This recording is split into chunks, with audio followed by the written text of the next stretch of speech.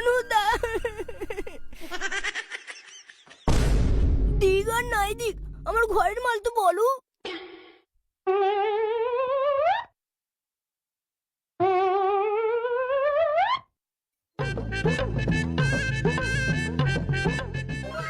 তাড়াহুড়ো করছো কেন?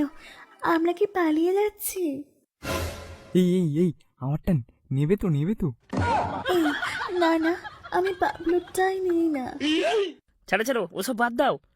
এসব বৌদিরা, আজ তোমাদের রসের ভান্ডার ফাটিয়ে সব রস চেটে পুটে খাবো।